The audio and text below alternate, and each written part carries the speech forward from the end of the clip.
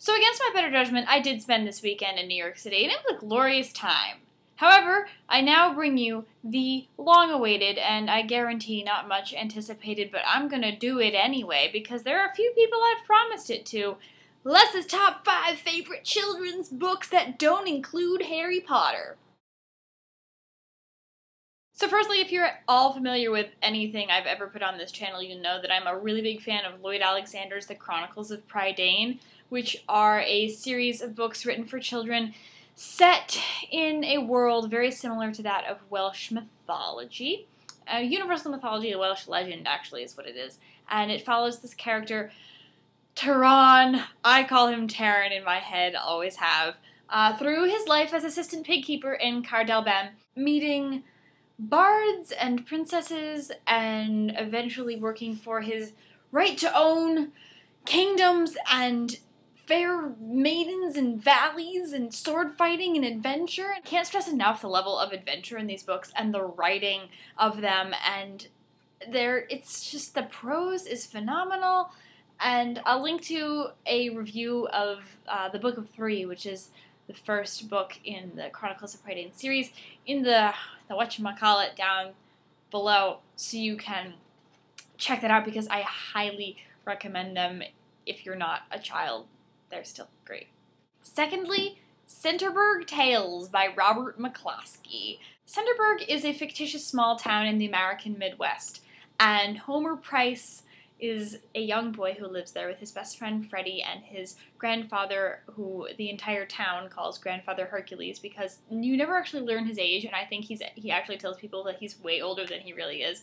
And he's got all of these great stories from when he was a boy and always exaggerates the truth, and there are a lot of fun, really classic Americana references and characters. There's Uncle Ulysses in his lunchroom who makes all the donuts, and there's the sheriff who's always mixing up different letters in different words, and so he'll pronounce things wrong, and it's just really cute and quaint and so pleasant. You feel so happy when you read all of these, and there are poems and songs and strange tales. Like, well, there's one where Grandpa Herc tells you where he holds up an entire bridge with his back while a horse and wagon goes across it while he's standing on a layer of ice in the middle of a river and doesn't fall through somehow. And it's totally unbelievable, but it's so funny because it's this cute old man with an adorable hat telling it to you, and he always goes, "Well," whenever he tells his stories. It's the cutest thing in the world, and if you want to be really happy, you should read Centerburg Tales. Also, if you're not from the United States, I would greatly recommend reading Centerburg Tales, because it's an excellent portrayal of the American Midwest in an age that doesn't make the United States look totally ridiculous.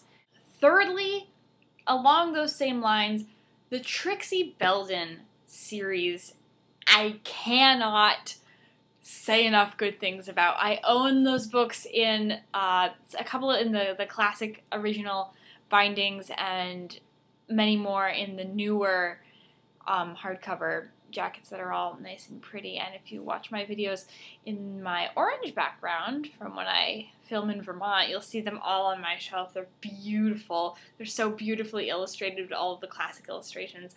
And Trixie Belden is, in my opinion, the #1 girl detective. Beats out Nancy Drew, beats out any of these people that try and be like her. She's just incredibly spunky and adventurous, and really goes out of the way to be different. She comes from a very poor family, but she has a lot of rich friends that live across the way, and the friendship dynamic. This is also set in, I believe, also, is it 50s? I think that's accurate. 50s, maybe a little bit earlier, but I doubt it. Trixie Belden is set in the Hudson Valley in New York, and she lives on Crabapple Farm with her 2 brothers, and oh my goodness, all of the characters have such intensely different personalities in Trixie Belden, and Trixie and Mart are always sparring with each other, and her best friend Honey is the sweetest thing you'll ever read about in your life. Honey, there's a reason they call her Honey, is because she's just a wonderful person. One of the nicest people I've ever read about. If you ever want a Mary Sue character, Honey is probably it. But she's not Mary Sue enough that you actually hate her. She's just Mary Sue enough to make her the perfect children's character. She's got a older brother named Jim.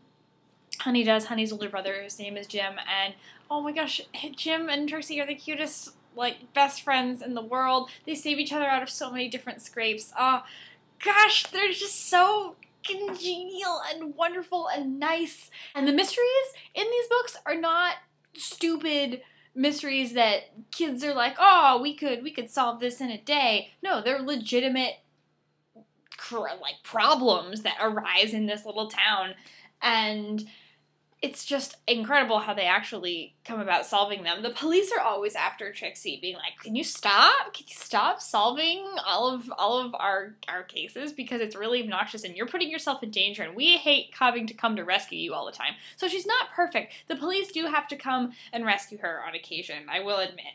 But I think that just makes her all the better because she's far more realistic. Fourthly, Inkheart by Cornelia Funke. I reviewed that book on this channel. I highly recommend it if you have even heard of it at all. You listen to my review rather than to what I'm saying now, because right now I'm just going to talk about how brilliant it is. It's a book about the love of books and going into a book and bringing characters out of a book, and it's magical and just the most meta, in a way. It's the most meta children's book ever, except for maybe The Air Affair, which I didn't really like. But Inkheart is incredible. Maggie is the main character. Her father can read characters out of books, and when he does, this one night, her mother disappears, and they have to try and get everybody back into the right place, and that book is really intense in a lot of places. It's super dangerous. She and her father get into a lot of trouble. There's some death. Death really isn't a huge theme in a lot of children's literature unless it's trying to teach a lesson or one of the biological parents has already been killed for some strange reason.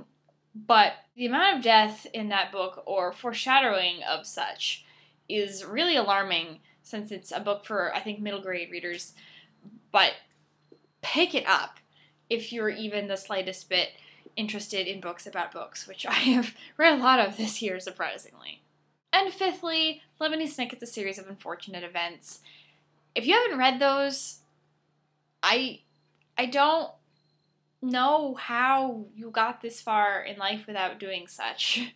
That's a really bold statement to make, but they are so sardonic in a way, and it's about the Baudelaire. Baudelaire? Somebody tell me if I'm saying that right, because I've never actually known. It's about the Baudelaire children, and their house burns down, and their parents die, and they're sent to live with Count Olaf, who is some sort of distant relation to them, and it's, as the title says, a series of unfortunate events through each. Each of the books has a really creative, alliterative title, which I enjoy greatly. I mean, maybe I'm just attached to them, particularly because they were still being published when I was reading them. Sort of like, living in the whole age of Harry Potter and such. Those are really, I think, very quality pieces of children's literature. Each of them gets longer. Each of them, I think, gets better. My favorite was the one about the elevator. Reptile Room was actually really creepy. It was the second one. And, of course, I loved the end and the reversible cover. That one was pretty neat, too. And as a runner-up, I couldn't just pick 5. I wanted to talk about the Edward Eager series, including Knight's Castle, Magic by the Lake, Half Magic, about these kids, and every summer they have a different adventure concerning magic, and they find magical coins, and Half Magic is where they get to make wishes on this coin, but their wishes only come half true.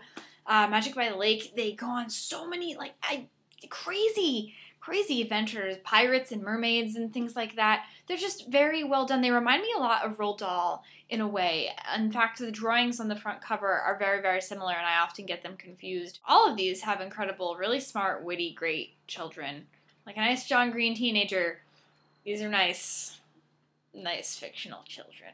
So if you don't like children's literature, I apologize, and I thank you very much for watching this video and bearing with me, because I'm a big fan of children's literature, because I'm still 6 years old inside. But other than that, I am working really hard to get through I Captured the Castle. It's tough, and I know none of you believe me when I say that, and I tell you that I'm busy. I'm hoping to have it done by the end of the semester and get you guys a review, because it's proving to be a very, very good book.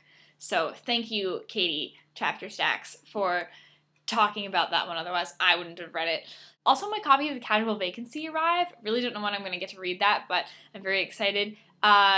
just in case you hated children's literature, let me throw you a little bit of my current TBR right now. This includes Finishing the Pixar Touch, Casual Vacancy by J.K. Rowling, Tiny Bit Marvelous by Dawn French. Dawn French is the fat lady who guards the Gryffindor common room in the third Harry Potter film, Prisoner of Azkaban, if you want to know who she is. She's a hysterically funny woman, does a lot of work, or used to do a lot of television for the BBC, and she's written a book, and I'm very excited to read it because it's supposed to be hysterical.